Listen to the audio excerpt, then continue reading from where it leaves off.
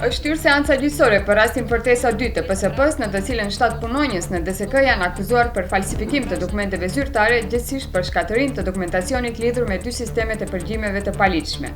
Sipas avokateve të mbrojtjes dhe gjykatëses Lidia Petrova, PSP nuk ka pasur leje nga DSK për të përdorur dëshmitë e klasifikuara në një procedurë gjyqësore. Prokurori Alença Ristovska deklaroi se me këtë vjen në pikpyetje edhe procedura tjera të gjykatës në të cilën dëshmitë e klasifikuara nuk janë deklasifikuar. Ministri austriak për punë të jashtme Sebastian Kurz në pyetje nga Nova u përgjigj se e njeh mirë raportin e KS dhe kryesisht është dakord me kritikat ku Maqedonia është emëruar si një vend i roboruar.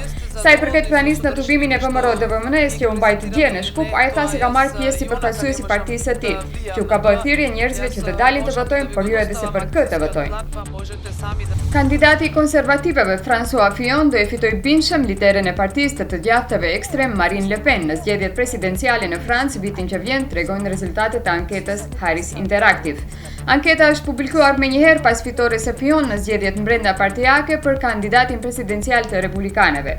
Sipas anketës, në raundin e dytë të zgjedhjeve, Fillon do të fitojë 67, ndërsa Le Pen 33% të votave.